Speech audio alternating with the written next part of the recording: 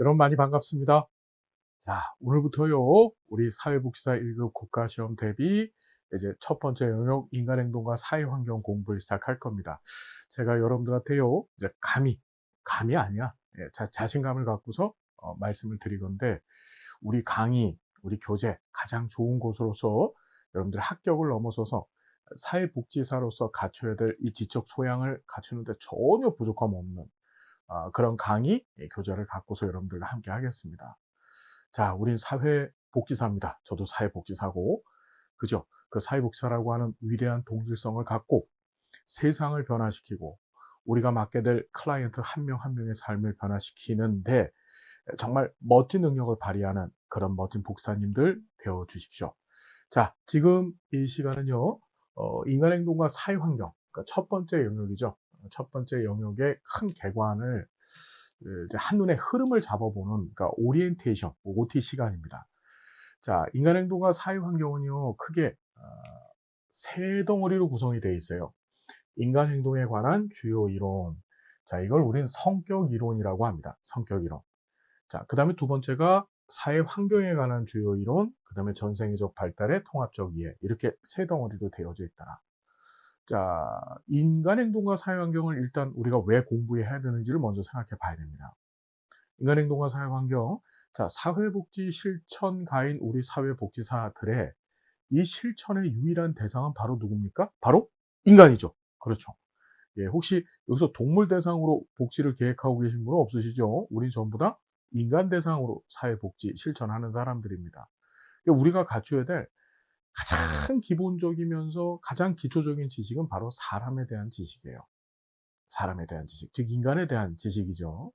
자, 제목이 인간행동과 사회환경이에요. 이 말 안에는 어떤 의미가 담겨져 있냐면은, 자, 인간의 행동. 자, 인간의 행동이라고 하는 것은 인간이 어떤 반응 또는 어떤 조건, 어떤 상황 하에서 벌여지는 자신의 모습, 일을 얘기합니다. 그런데 인간의 행동은요, 이 두 가지 특징을 갖고 있어요. 어떤 특징을 갖고 있냐 하면, 어떤 행동에 대해서는 어떤 자극에 대해서 벌여지는 행동이 사람마다 달라요. 그죠?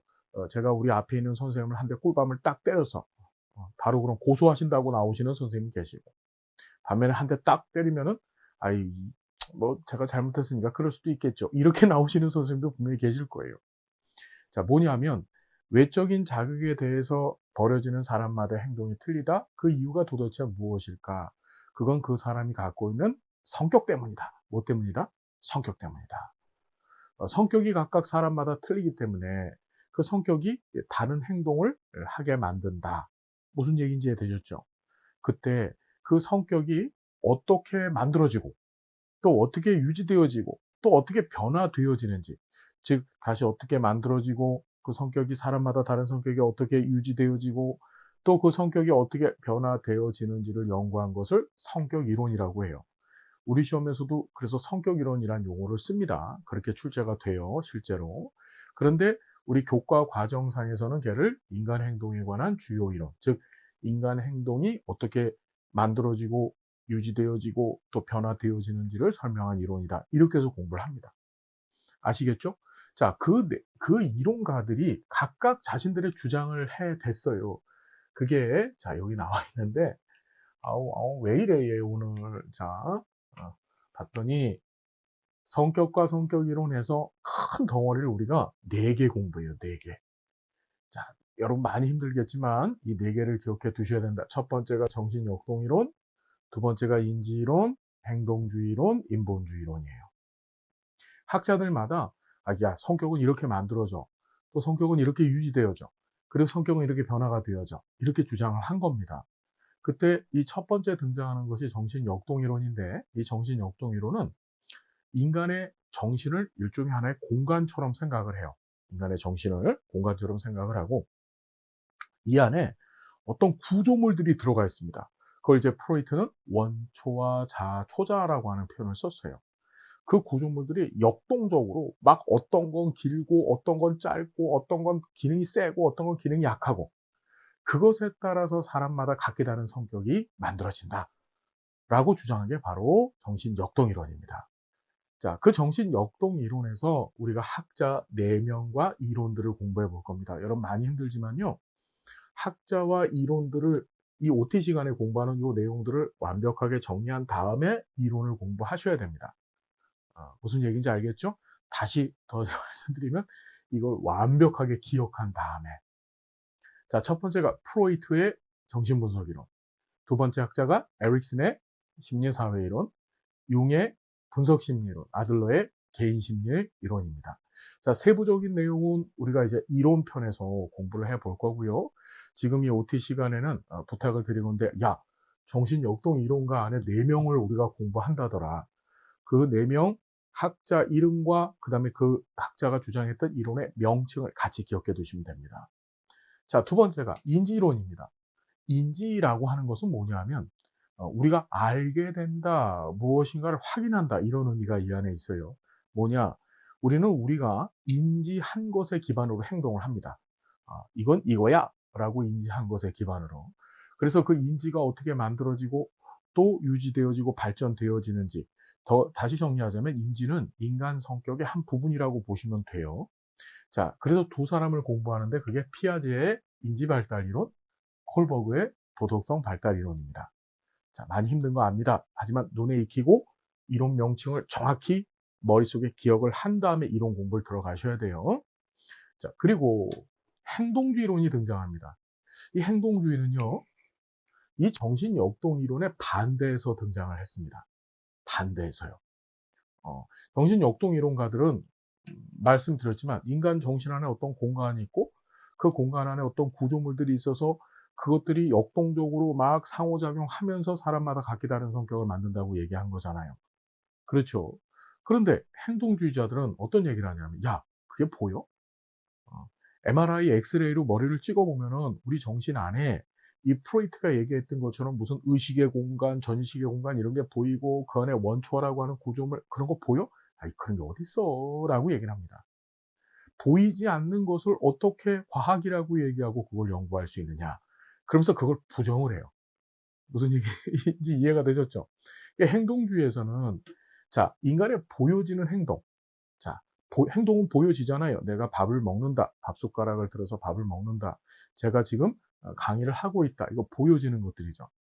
자, 이 관찰이 가능하고 또 측정이라는 건 횟수를 헤아리는 겁니다. 한 번 했냐, 두 번 했냐, 세 번 했냐. 측정이 가능하고 한 발짝 더 나가서 수정, 뜯어 고칠 수 있다. 뜯어 고칠 수 있다. 그걸 행동이라고 정의합니다. 관찰 가능하고 측정 가능하고 수정 가능한 것을 인간의 행동이라고 보고 그 행동을 이제 강화라는 말을 우리가 공부할 겁니다. 어떤 특정 행동을 반복하는 것을 강화라고 해요. 특정 행동이 자꾸 반복되어지면 그것이 사람의 습관이 되고, 습관이 안착되어져서 사람마다 성격이 되어진다. 예를 들어 우리 아이가 있는데 너무 게을러요. 게으른 성격을 갖고 있습니다. 얘를 아침에 일찍 일어나게 합니다. 아빠가 너 일찍 일어날 때마다 너한테 1,000원씩 용돈을 줄게. 그랬더니 아이가 오늘도 일찍 일어나고 내일도 일찍 일어나고 모레도 일찍 일어나요. 그렇죠. 눈으로 보여지는 행동입니다. 그죠? 일찍 일어난다는 것은 관찰이 가능하죠. 측정도 가능합니다. 한 번 일찍 일어났는지 두 번 일찍 일어났는지 그 횟수를 헤아릴 수 있습니다. 그리고 돈을 줌으로써 어떻게 행동을 수정할 수 있죠. 늦게 일어나는 것을 일찍 일어나게 바꿀 수 있어요. 수정이 가능하다는 거예요. 그래서 다시 정리하자면 특정 행동을 자꾸 강화시키면 그게 습관이 되고 습관이 성격으로 안착이 되어진다. 즉 관찰 가능, 측정 가능, 그 다음에 수정 가능한 그런 인간의 행동이 인간의 성격을 만든다라고 주장한 게 바로 행동주의입니다.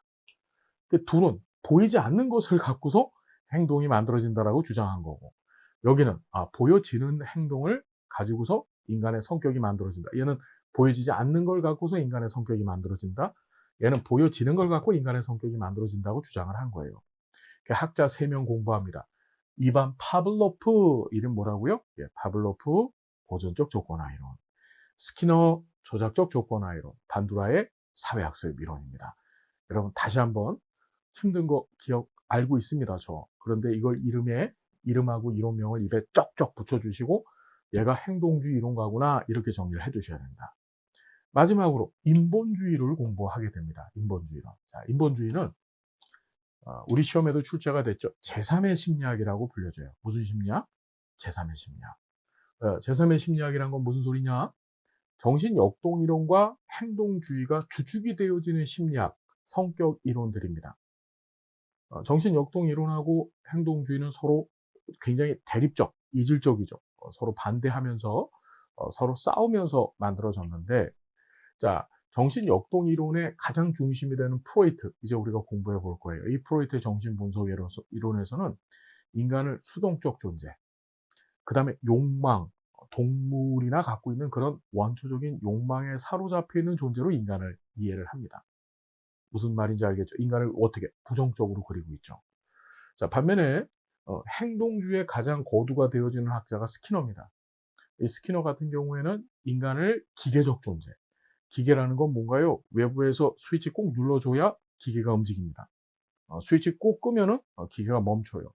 이것처럼 외부 자극에 반응하는 기계와 같은 존재라고 얘기를 해요. 그것도 인간을 부정적으로 본 거죠.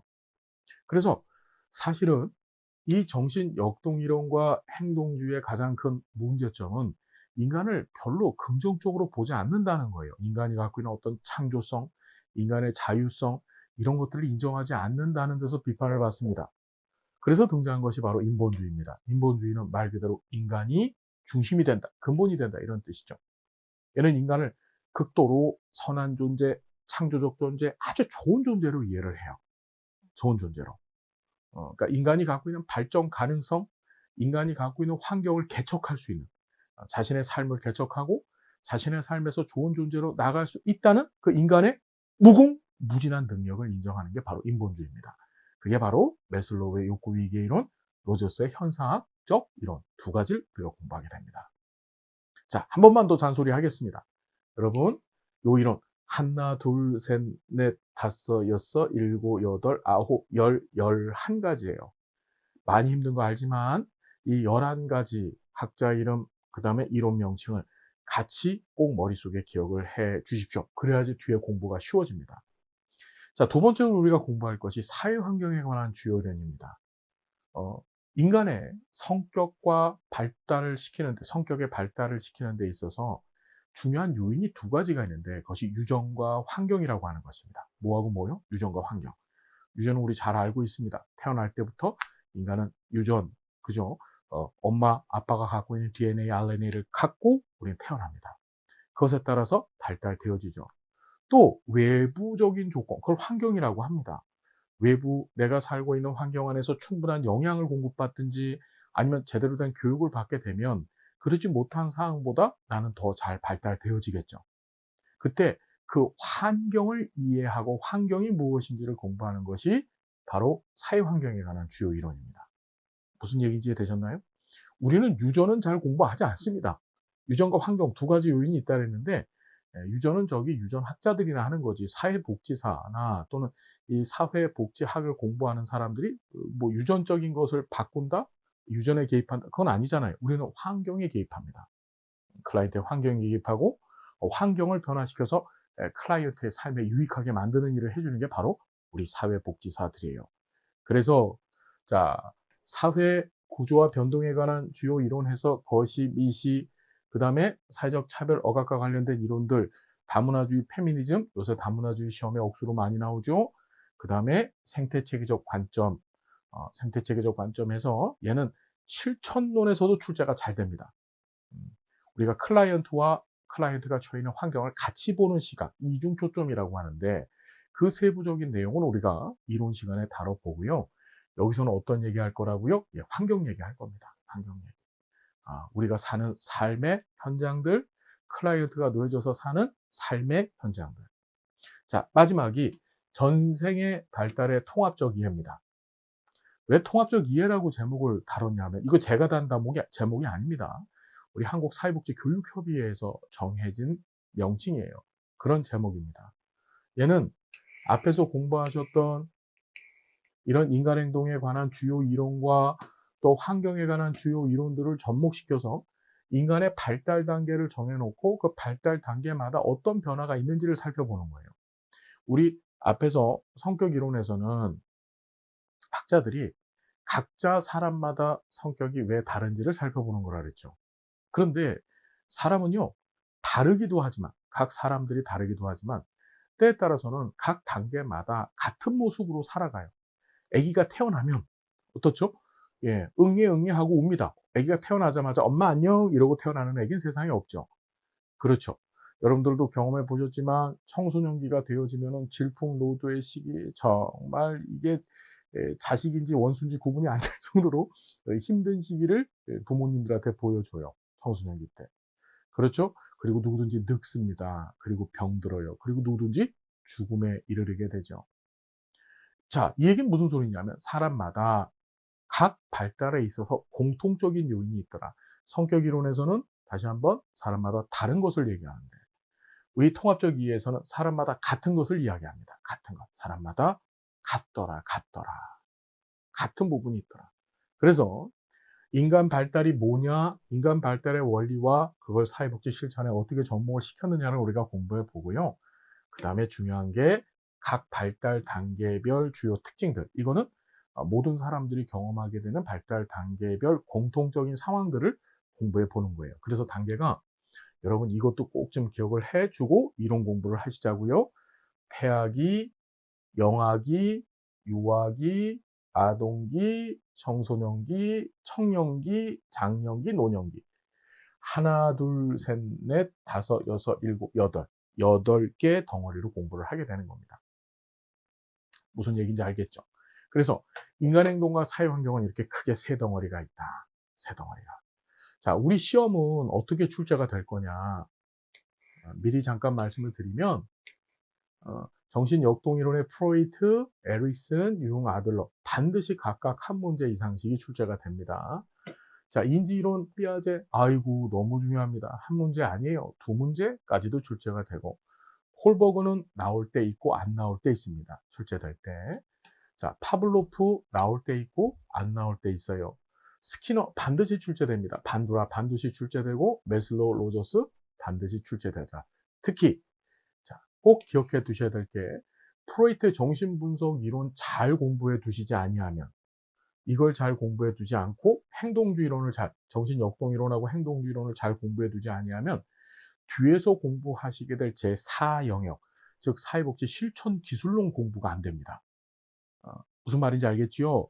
그래서 실천 기술론을 공부하기 위한 배경 지식을 인간행동과 사회환경에서 잘 쌓는다 생각을 하셔야 됩니다. 알았습니까, 여러분? 자, 그렇게 정리해 두시고, 환경 주요 이론에서는 주로 이제 생태 체계적 관점과, 이 생태 체계적 관점은 체계 이론과 생태학 이론이 결합되어져서 만들어진 거예요. 지금 그냥 듣고 갑니다. 그래서 체계 이론에 관한 얘기들, 생태 체계적 관점에 관한 얘기들이 시험 문제 한 서너 문제 출제가 됩니다. 그리고 전생의 발달의 통합적 이해에서 폐하기에서 반드시 하나, 영아기에서 하나, 유아기에서 하나, 아동기에서 하나, 청소년기에서 하나, 청년기에서는 가끔가다 나올 때도 있고 안 나올 때도 있습니다. 그리고 장년기에서 하나, 노년기에서 하나, 이렇게 반드시 출제가 된다. 특히 인간 발달의 원리에서도 반드시 출제가 하나 이상 됩니다. 이렇게 해서 우리 공부를 이제 본격적으로 시작해 볼 거예요. 다시 한번 말씀드리지만 지금 이렇게 올려놓은 이 제목들을 다시 한번 여러분들 노트에다 한번 쓰면서, 프로이트 정신분석이론, 에릭슨 심리사회이론, 융의 분석심리이론, 아들러의 개인심리이론, 이런 게 있구나 라고 정리를 꼭 한번 해 주시고 나서, 그리고 이론 강의에 집중을 해 주셨으면 좋겠습니다. 여러분, 기왕 공부하는 거 최고가 됩시다. 그냥이 아니고 최고가 되자고요. 최고라는 것은 나의 열정과 노력이 쌓아지고 모여졌을 때 내가 최고가 되는 겁니다. 우리 선생님들 그렇게 되실 수 있어요. 기왕 공부하는 거 1급 자격증을 넘어서서, 취득을 넘어서서 내가 가르칠 수 있는 자, 제대로 된 슈퍼바이저가 되어주는 여러분들 되시기를 진심을 다해서 기원하겠습니다. 자, 본격적인 공부 앞서서 OT 강의 여기까지만 하고 마치겠습니다. 여러분 고맙습니다.